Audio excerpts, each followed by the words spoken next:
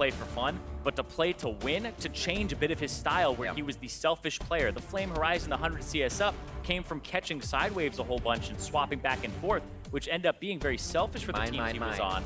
And he was touted as the best top laner. Now, he doesn't have that same spotlight, but he's really damn good. You see it in his mechanics, and now he's a team player. Doing it very well. As we head into this picks and bans, well, already started. Immortals has chosen blue side as we head into this game 3. Yeah, it looked like they wanted to first pick a mid laner, and the Cassiopeia was what they were going to put pressure on. Triple ban mid, put the Cassiopeia as a ban CLG have to go for, they pick it themselves. But now CLG, there are some things you can run into the Lucian, like people run the Vel'Koz, like Huhi might, the Corki as well, just for a range advantage against his 500 range. Yeah, you always have to watch out for the mobility. And technically, even though everybody now associates Lucian 100% with the mid lane, you could flex it as well. I've seen it even recently. Sejuani, though, is going to be locked up here. This time around, OmarGod's going to take it away from Xmithie, even with the Gragas up. And he actually has multiple options, because we also talked about how important the Jarvan was for Immortals. Both Flame and Xmithie have had outstanding games on that champion as well.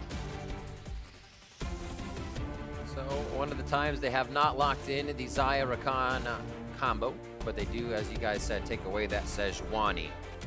Xmithie go for has quite a bit, doesn't have to show right away. Yeah, but like Kobe was saying, Gragas jumps to mind. You also have the fact that the Jarvan is also on the table. But the Kog'Maw, again, even with Tristana on the table in the last 2 games, it has not gone picked by either team here. It's been that kind of Cody Sun favorite of the Kog'Maw.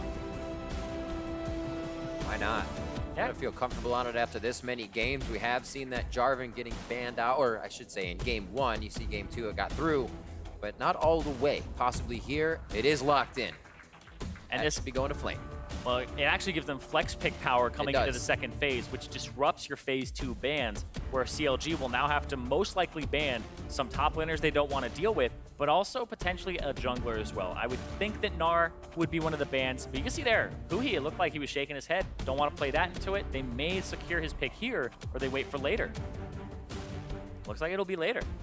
And even with Immortals starting out, you know, with the double AD carry, locking in the first phase here, Kog'Maw does a pretty significant amount of magic damage as well. Plus, Jarvan has built-in armor shred with his Q and can build into a black cleaver very quickly and shred armor that way. So even though they are facing, you know, the early pick Sejuani and the beefy front line again, I feel like they have to be too worried, you know, about that armor stacking. And then some disruption here with the Alistar. Like you said, this has been something big for Olleh. Thresh still on the table, though, and that has gone unpicked or banned. Yeah, that means that either the Morgana or the Tahm Kench, which previously CLG had been banning out as counters here to their Xayah Rakan combo, are both going to get through as well for Olleh to have some choices. One last ban from Immortals with 8 seconds. What do they decide to keep away from the hands of Counterlogic Gaming? Is it one last mid laner? Could be the Jax. It is the Jax. It seems to be what they've gone with on that last ban as of recently. And now one for Counterlogic Gaming, looking for a top laner, Darshan, unless he is going to be the counter. They know what they're looking at in the mid lane. Again, though, they really do value keeping that Huhi pick till the very end here. Not letting the side lanes get any jump either. There's the expected Gragas. Hovered in the first game, possible Bard here. It would definitely make that mobility game with Olleh and Xmithie early very easy. Yeah, the TK that Kobe was talking about, that was banned away from them. Now they'll have that security for the Kog'Maw. So Immortals now have good disengage, have good engage, and then the pivot's kind of that middle lane. The mid lane has been so important, and it's going to be that Corki versus Lucian matchup I talked about that's pretty common when the Lucian is picked, because everything else really struggles against it. Definitely true. Actually, I was just talking about to Jat earlier this morning, and there was a Yasuo picked into the Lucian in the LPL, but it was switched out of the lane, and I never got to see the rookie take over. This time around, though, CLG actually have their backs against the walls. This is 2-0 in the playoff series for Immortals. And it's now or never for Counter Logic Gaming. And something for CLG this series has been Huhi has been playing fantastically. 1,000 damage per minute in game 1, more than Pobelter. Game 2, 1,500, more than anybody in the game with the artillery. This game, they give him the Corki, the consistency pick, and they have ways now with the package and the Shen ultimate to go back to the CLG roaming style to help the bottom lane out that has just been destroyed time and time again. We talk about that consistency pick, Xayah Rakan. Xayah Rakan, continuously down there in that bot lane. So much mobility between these two, and they feel like it's the comfort they can bring to lane and that they can win it with. Hashtag CLG win, hashtag IMT win. Game point for Immortals as they look towards Boston.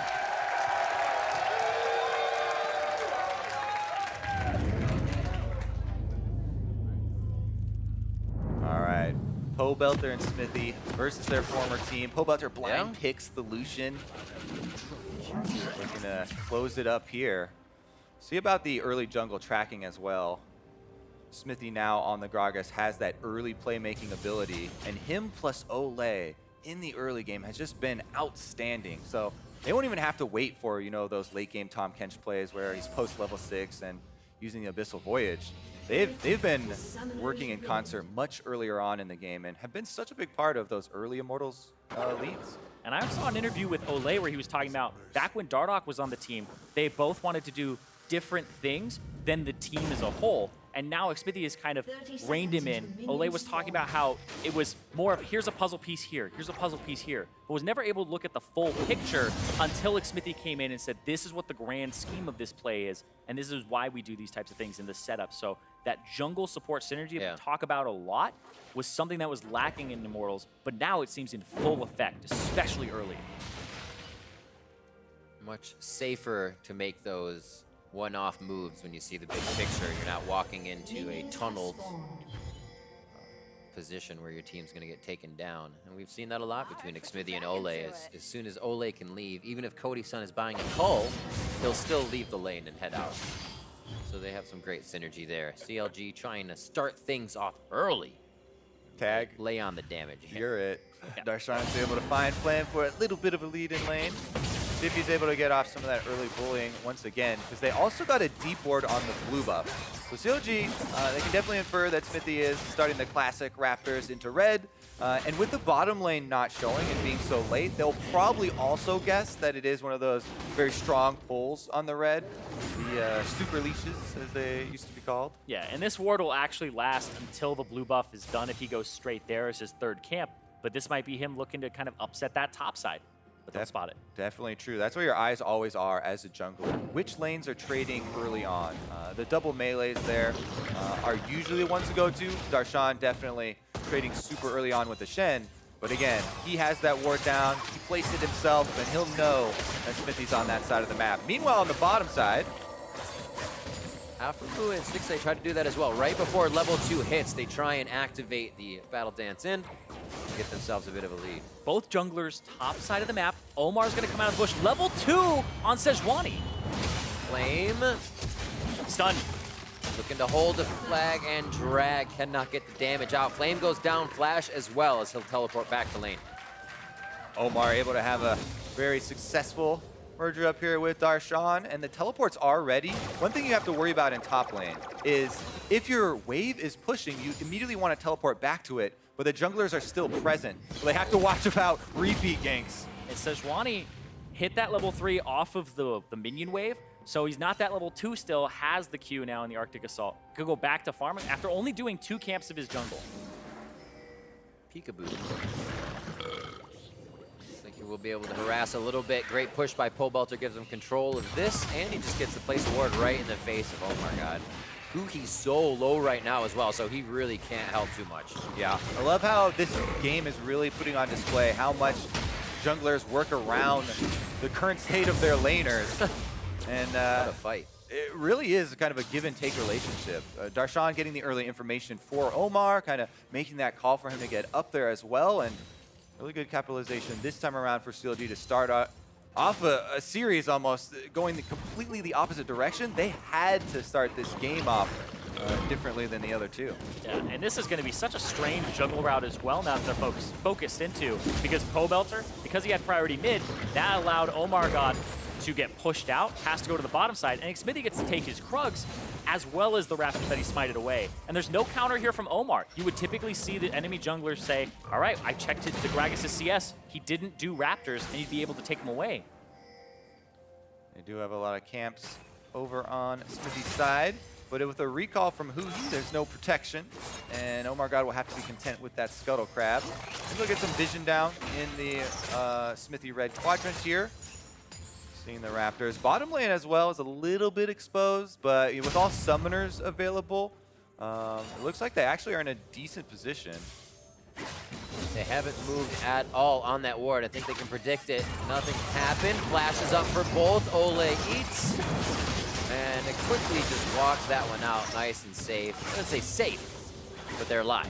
Yeah, I mean, they didn't have to blow any summoners. Yeah, that is key for them. Tahm Kench going to try and heal back up as well. Yeah, but what they lose here is OmarGod got chunked out by Cody Sun, and now the wards are going to come down in this jungle from Xmithie. So they get bot side control deep for Immortals. Well, they'll have more information. Also, now it's Xmithie who's actually behind the bottom lane there, coming from their own jungle. They do have wards, you know, in the river, as well as Scuttle Crab, but he has a Blast Cone to work with. Looks like he'll take it just to take that Blast Cone, but he heads towards the top side. It's Huhi coming back to lane. Trying to push that one out, so he may get aggressive onto Pobelter. Xmithie waiting. And Zirene, just now, Omar is finding those camps that you're talking about, Xmithie counter jungling. He's discovered that he's been had. Huhi kind of roaming to the side of the lane as well that Omar is on.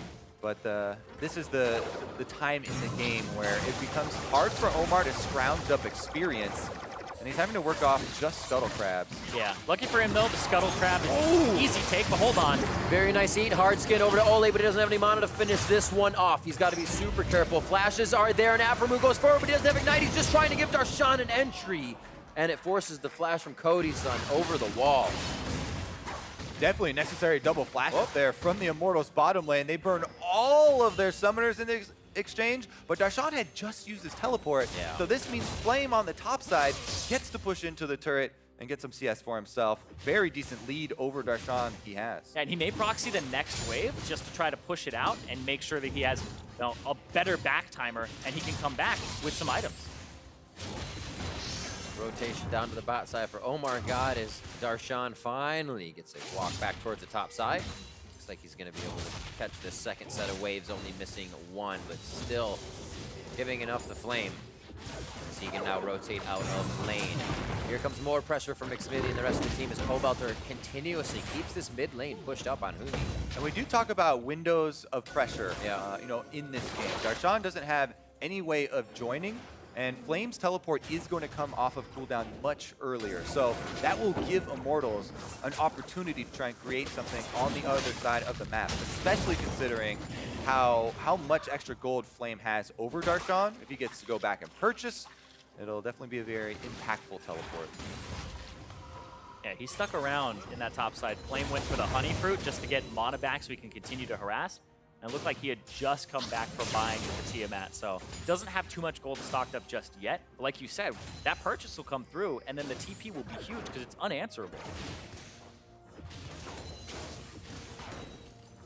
He tags Huhi, able to focus on Pobelter with a few shots, but mainly just relegated to trying to get his minions. Has kept up, but hasn't been able to provide the Huhi pressure around the map that we usually see him giving. Few rotations with OmarGod that we saw from the past games.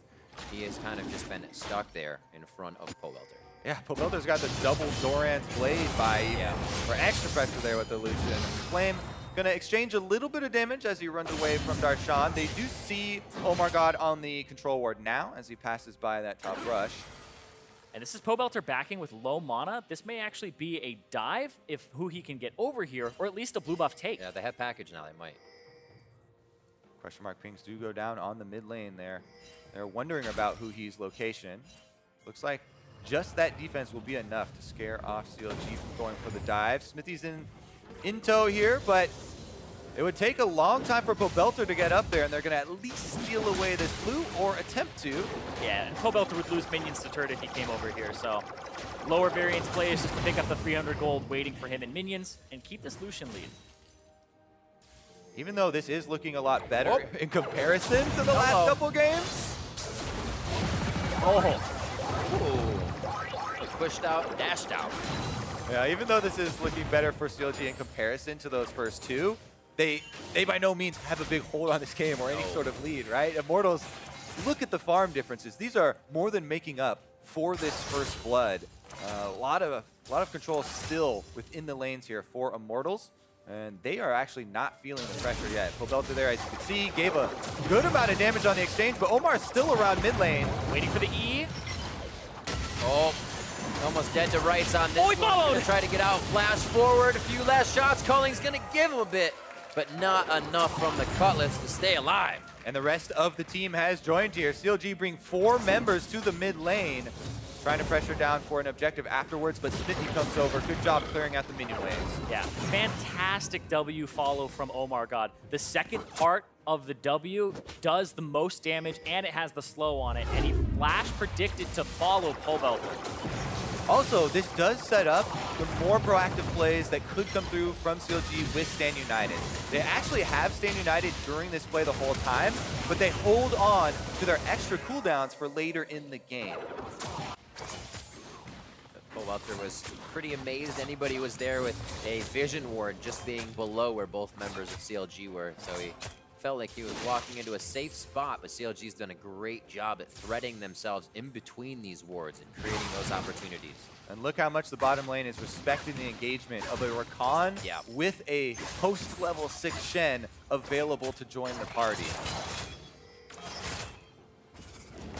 It's just so much respect because we were talking about how this Shen and this Corki now affect the bottom lane, which has been the point that CLG has been losing a lot. So them having kind of an equal game here is better than the previous two. They are a bit ahead as well, which is what they hope for here, especially since this Lucian, you kind of bank on having an early lead with this champion. If that gets neutralized, his team fighting prowess relies a lot on playing against shorter range, being able to dodge out and have the mechanics, but against a Corki that can kind of delay the fight, poke out a bit, it is definitely favored towards the Corki more in these team fights. Especially if he can get Huhi going. We even saw his Vel'Koz game 3-0-3 as they were getting pushed back. He was still able to put up those numbers, and Corki is a champion where if he can keep himself safe, he can easily carry these fights with the front line he has of OmarGod and Darshan. Yeah, if CLG have that neutral position, the game is relatively even. Huhi has been doing a bit more with the gold that he gets in this series. Another thing we're seeing here is CLG concentrating so much more on the jungle support synergy. You see, this is multiple times here where, again, Aphromoo and OmarGod now actually invading together to try and keep those deep wards in this red quadrant. And it actually does allow them to go a lot more offensive, knowing that they do have the extra shield that could possibly come through. Yeah, 2-on-2 in mid, potentially here with OmarGod countering. Pobelter went forward, caught him. Why not? Pobelter's taken each fight. Why wouldn't he take one with Xmithie on his back? CLG's very ready for it. Flame just on the side. Huhi's gonna jump out of this, so he holds for now on the ultimate. Good damage onto OmarGod. They are just sizing up CLG, not even having to hard commit. There's the commitment when they know they can finish the fight. Pobelter picking up more. Here comes Stixxay and Aphromoo to try to save the day, but not enough challengers approach the fight. 3 down for CLG means they have to retreat. Oh, no, they don't get a chance to retreat. Xmithie with a double tank on the turret. Denies aggro as it goes back to the minions. And Immortals are pushing the limits a little bit now. It's almost like clockwork. Immortals, 12.5 minutes into the game, another player around mid lane, and they say, yes, we see you on this ward, OmarGod. Right. You may have Shen, but we have Tahm Kench. The Abyssal Voyage does come through. The bottom lane comes first. Look at that ward right there. Omar is sitting on it the entire time. So even though Pobelter does get hit with the Sejuani ultimate, what a disengage there from Xmithie. Gets the Shen so far away that once Darshan comes in, he misses the taunt. He's just walking around there in the midfield, and Immortals with a very, very precise collapse. It's a faster collapse. CLG did not disengage, and Flame was already on his way. He got there very quickly, almost matched the Stand United in terms of the roam timing, and was right on point for that. And something that's been happening in this game is the Alistar ban and the Tahm Kench pickup has made it so that the pressure of Olleh has not been that whirling and kind of placing wards near mid lane. It's not that same pressure. He's been under turret because of the Xayah and Rakan. This was where he got to get a little more active and had the Tahm Kench come through. So they were biding their time for these types of moments. Great Abyssal Voyage as well to clear that river distance and get to the fight as soon as possible. Package now for Huhi. Got him. Yeah, it's not even on the wave either, but it really is just so impressive for this Immortals team. We keep talking about the journey that we've seen from this team, you know, over Summer Split and how quick it was, but the fact that every single member has had huge improvements. It wasn't just bringing in a new coach and bringing in Xmithie, you know, people talk about only changing 2 parts. The improvements in the coordination from Olleh, you know, from Flame, it just looks so clean from them that those are actually the types of plays that we've come to expect from this team and what got them to this place. And you think back to spring, Cody Sun near the end started playing a bit better, but then came into summer and got that #2 All-Pro team spot. And the recognition, and with this, Xmithie. He says hello. This turret is actually just gonna die. Darshan not happy about the situation he was just put in. The rotation goes bot side, so CLG has chosen to put the fight on the other side of the map as they lose the top. Who's gonna get the better of it? Could be Olleh going down first. A great stun. They're going for the 1-2, being able to play off the ball. A kill coming in. The Retribution style for Cody Sun. And a Cathy and surprise to clear out some minions. But remember, they have Rift Herald on top side. This will be those 2 turrets going down and a little more. Not only that, it's a power push from Immortals because Pobelter in the mid lane was still pushing. He never joined the bottom lane skirmish. They give that up and they get tenfold back.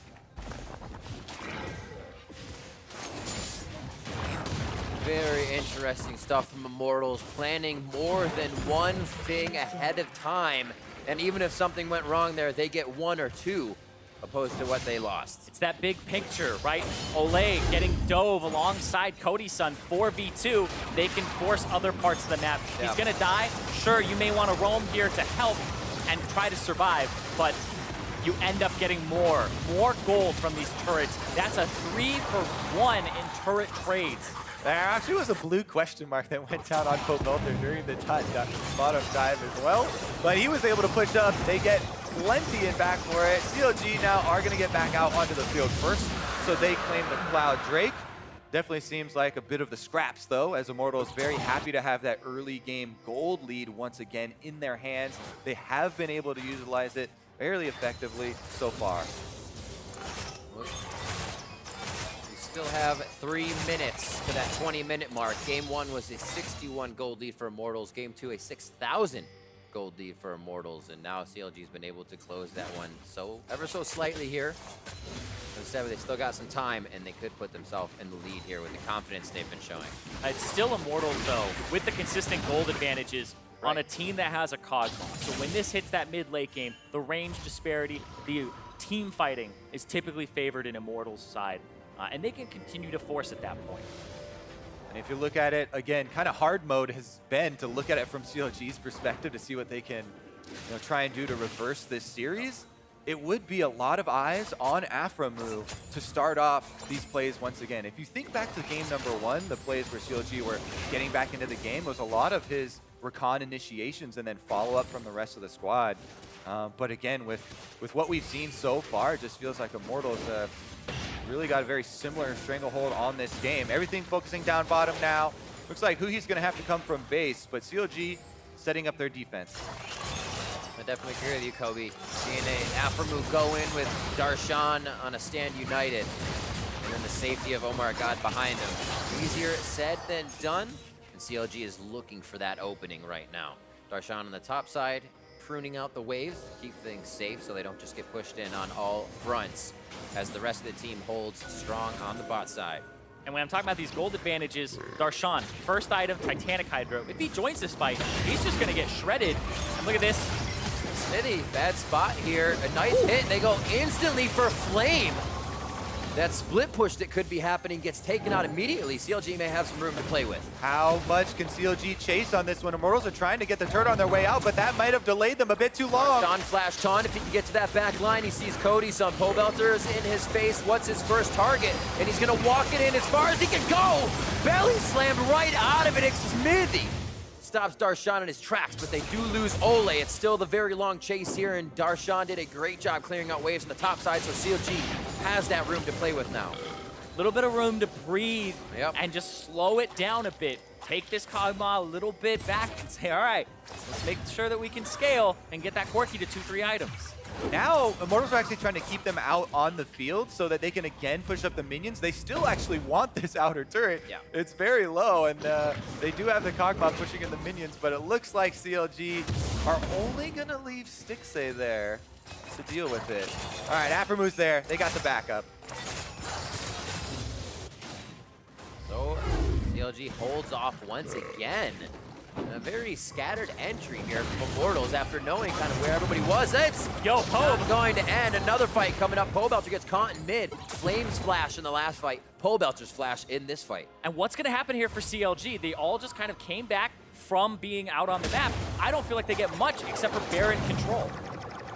Yeah, they're going to take whatever they can get at this point, though. CLG, picking up a couple of straggler kills right now is definitely necessary, and they're going to need to put some vision down afterwards. Oh, Flame! Flame's been destroying. He is 60 CS up. He's got a very large gold advantage over Darshan. It's almost 2,000 at this point. And so this lane disparity has been a power point for Immortals. They do need to refocus now, though, because, as we said, they've been giving away quite a few of these straggler kills, and they're... While not too worried, as you said, Zirene, they're not getting big objectives losses afterwards.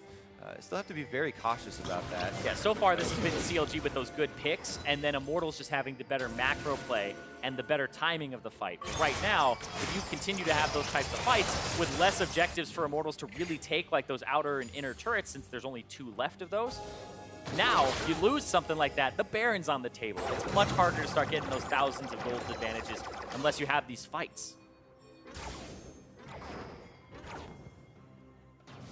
The initiation coming from wards, not too far placed up here for CLG, so it's a lot of very, very dark play behind the turrets. Pobelter going down very low but lives. That's Olleh saving his life. He gets spit out immediately and is still the primary target. OmarGod not getting enough on. He lives through it with the calling. The turret still stands as CLG didn't have a target to hit. Darshan going down next, and Immortals once again. They're gonna follow. Dance it out. Abyssal Voyage coming through. Olleh's there. Stixxay immediately. Stixxay's his target, but Stixxay's going down after the Feather Storm. And that is exactly what happens as Immortals rain down on CLG. The Tahm Kench comes up huge. I thought Pobelter had been deleted there by that Aphromoo initiation, but it was not so. Olleh is there for the save. Olleh was there for the chase, and Immortals are gonna be there at the Baron 22 minutes in. That's exactly what they need as well. With the advantages that they have, the side lane split push of the Jarvan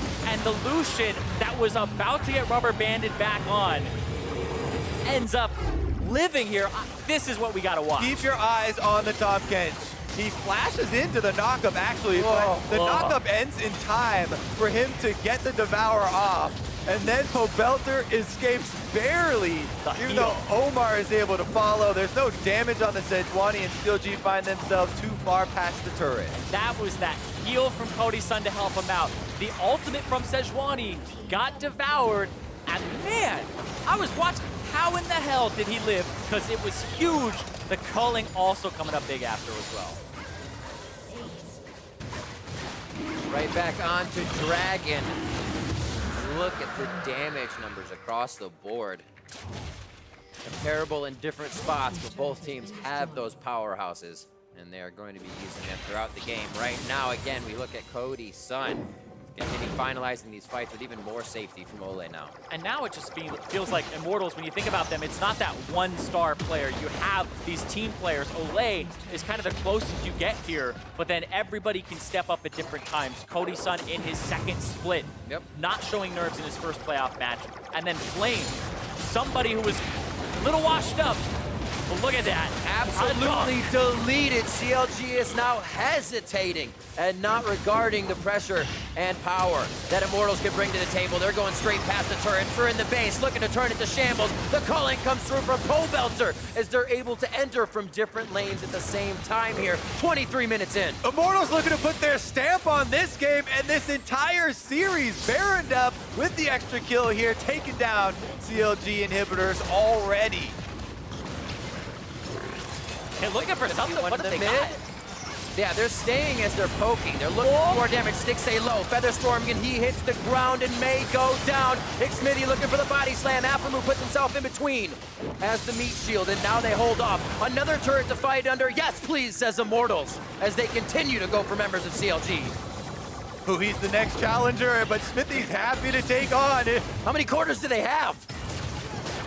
Another one into the machine. Stixxay's trying his damnedest to stay alive. He doesn't even have time to go back to heal before he cleans out the minions. Flame very, very low as they have to start considering how long they can stay to give up the rest of the map. They have minions piling in on each side now. Flame has just been doing a fantastic job this game. The CS advantage, the fact that he got ganked early and then Darshan's TP to the bot really got Flame ahead. You see highest KP on the team. He has been doing work. I'm loving these flag and drags in too. How good this must feel for Pobelter. He was on the Immortals squad with Huhi, with Reignover, and the playoffs haunted him. Yep. But right now, they are owning the playoffs, making it their own. And you think about the reconstruction and the fact that he's the only remaining member from that squad in 2016. But hold on. Another on Aphro. Very low. Throws out the shield. Heal for himself. Not going to be enough. And Flame and Xmithie are now the Bash brothers of this game. Soloing out Huhi. Now Aphromoo. And they're going to be heading for the base. CLG having to put up a huge defense here. CLG are just throwing themselves at Immortals, trying to have something stick, but all it's stuck is more gold into Immortals' pockets. 10,000 up, 25 minutes in. And here come the super minions. Here come Immortals. Inhibitor number 2 about to go down. 13 to 8, 26 minutes in, and CLG not being able to put up too much of a defense. Huhi can't get too much bigger in this game unless they're able to get back outside their base, and they have been able to do so for the past 20 minutes. Immortals continuing to put on the pressure here and are looking fantastic while doing it. The ability to change their targets in these chaotic fights inside the base definitely proves very good for them moving on. And it's been a domination in this series so far. A 3-0 for Immortals. When you think back to getting 3-0'd in their first split and having the postseason kind of blow up and lose to a much lower seeded team when they were #1 back in 2016 spring. The organization is focused on postseason. That's what matters. That's what they're trying to win. Pobelter getting himself in a very dangerous situation. Abyssal Voyage comes over the teleport as well from Flame. Huhi gets deleted. 47 seconds on the timers for this one. Darshan's in a 2v1 as the fight goes down. Olleh chomps up OmarGod and spits him back out as the double kill comes in for Pobelter. They're going to be looking for the Nexus. Boom! Flame coming up huge. Aphromoo going for the fountain all by himself. Immortals looking to rebuild ever since the first season. A few changes. More kills on the fountain now, coming in at 28 minutes as they finish off the Nexus turrets. And coming into the 2017 Summer Split, Immortals singing a different song. And Immortals are going to be heading to the first place match in Boston.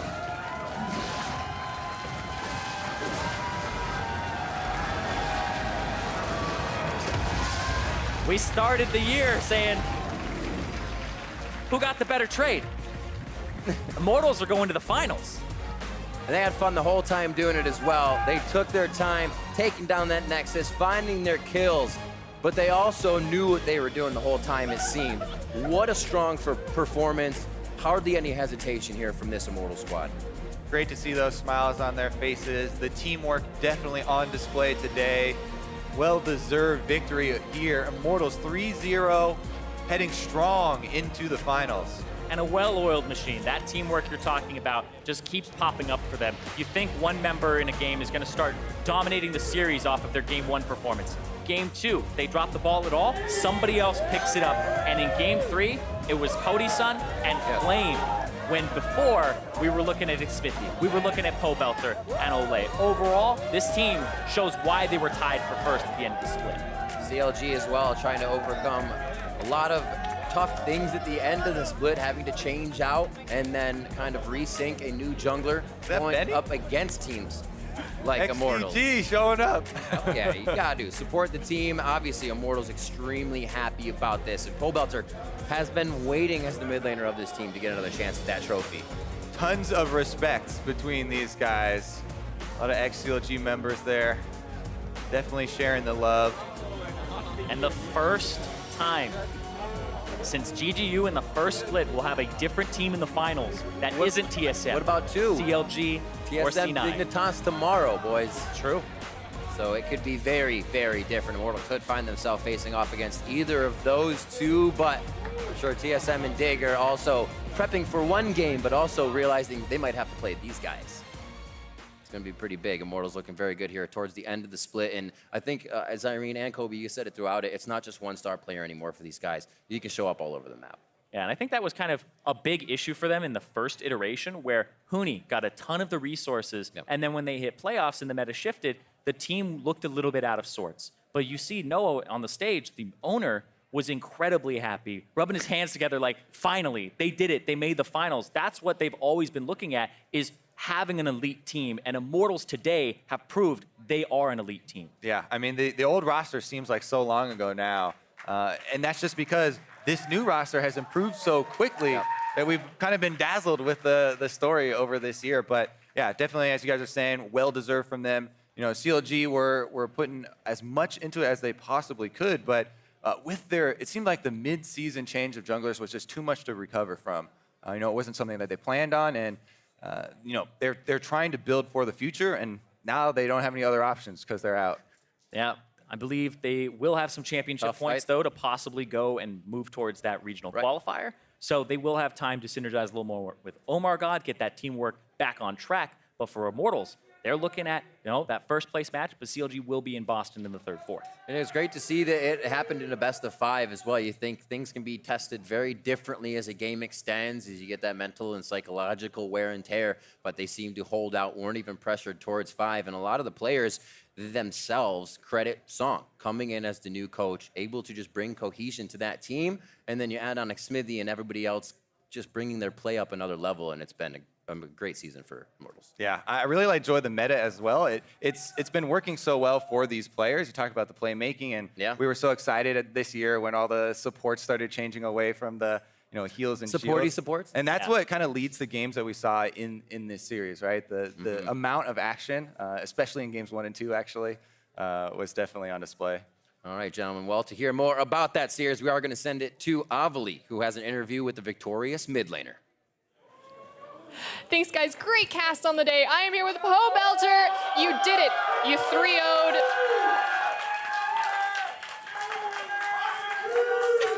Let the applause rain in. You have definitely earned it.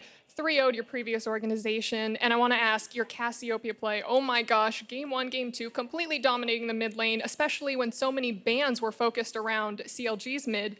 What's your history with this champion, and why did you show it today?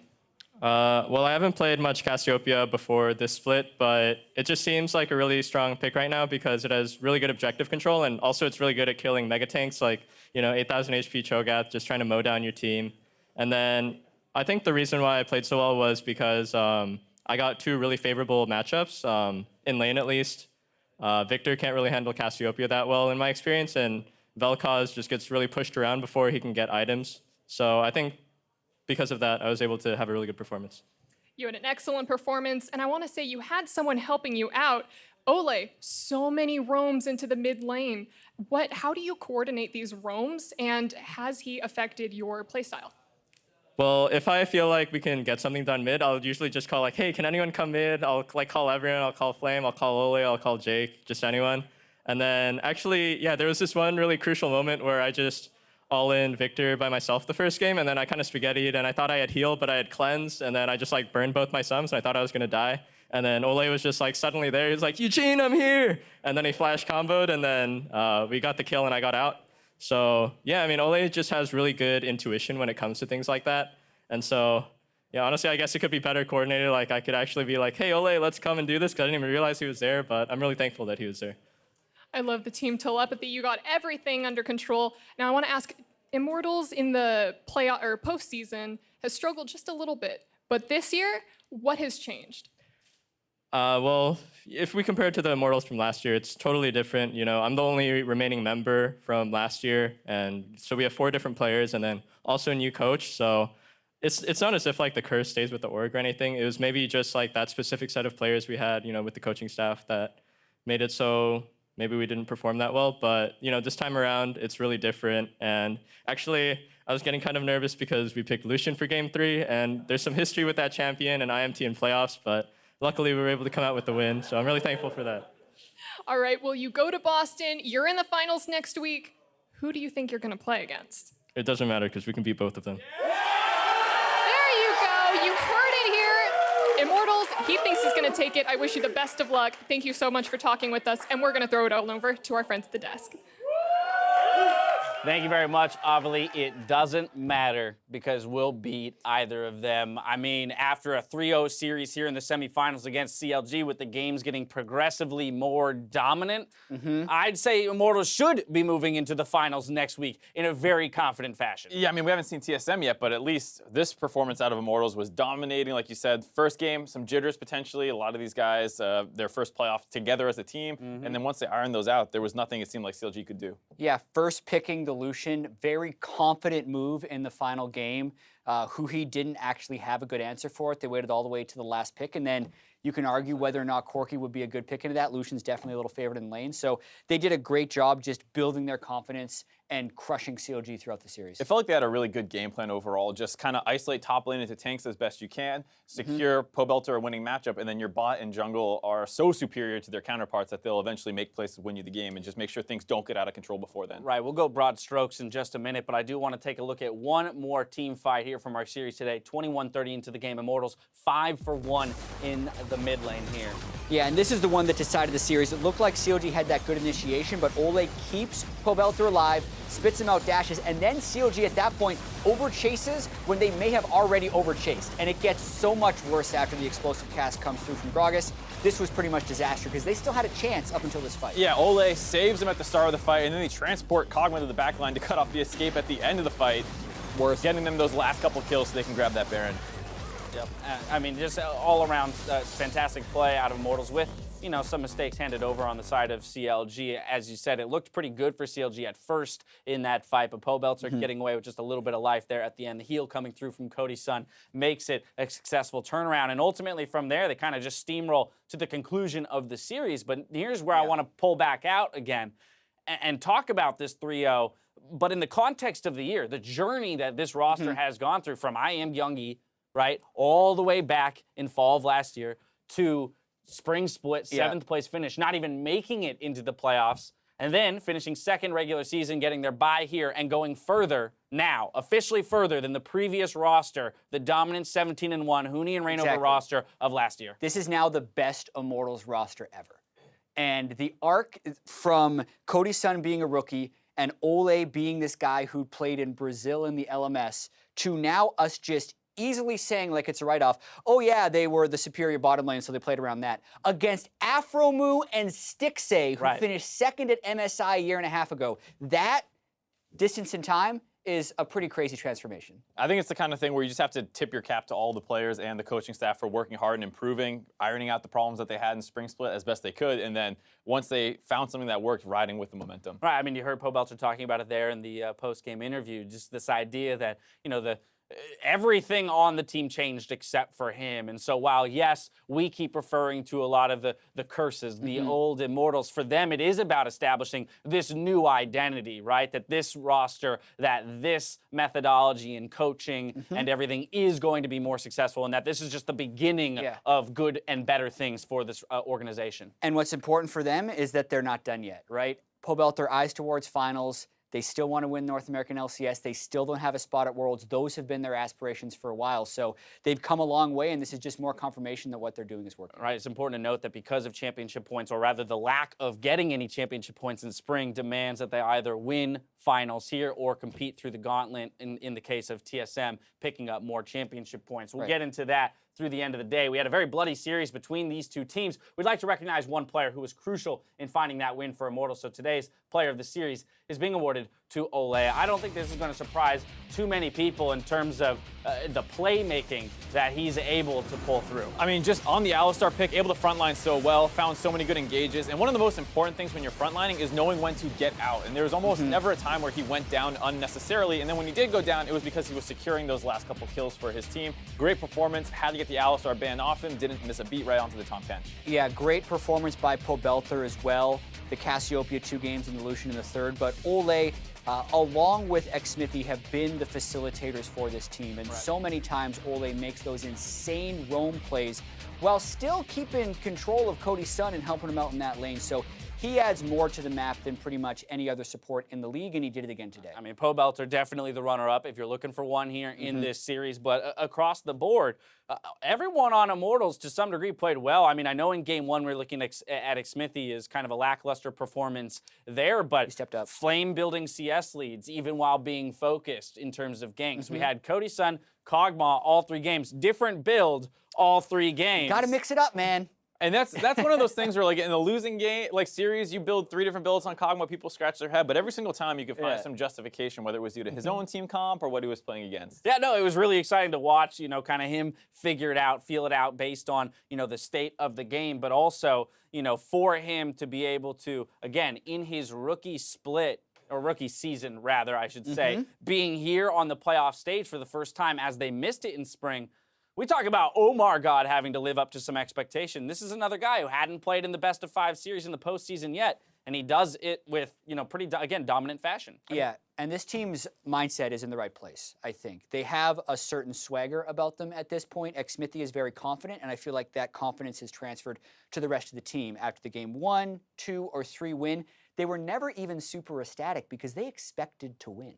So they just took care of business today, and it's been a very confident team. All right, well, with their win today, Immortals will be attending the finals at the TD Garden. You can still catch CLG in Boston for that 3rd place match on Saturday, but the matter of who they are facing comes down to our match tomorrow, TSM versus Dignitas. So let's take a second to preview that matchup tomorrow, our 1 seed versus our 5 seed, but Dignitas taking down Cloud9 just a week ago are looking strong.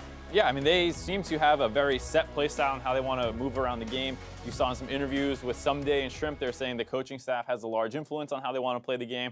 Very clear objective focus, probably the best team in the league right now around Baron. And then against a team like TSM, not particularly fast, that means that you have more opportunities around those objectives. So you could see Dignitas making this a pretty close series. I mean, Adrian had strong words in his you know, post-series interview around the fact that they're confident going up against TSM, not only the team as a whole, but the bot lane duo. Yeah, I'm really excited for the bottom lane versus the bottom lane. Doublelift Biofrost versus Alltech and Adrian, who are kind of a new powerhouse. We keep talking about these duo lanes showing up, but we're in a very carry-focused meta. Yeah. The mid lane and AD carry are very pivotal as far as these games go, and a lot of times the top laners end up just kind of splitting farms. So Someday versus Hanser, there are ways that can tilt. We have seen in other regions top laners still being able to carry, but the default has seemed to be the carry position. So well, I mean, they're still picking Jace in Korea, and we're not picking it over here. So we tried the Jax. We tried the Jax. We did try the Jax to no avail. But yeah, but very much that mid lane matchup, as you speak about it, we heard from Pobelter, Cassiopeia being a very important pick throughout this series here today in that League of Tanks when there are front lines to shred.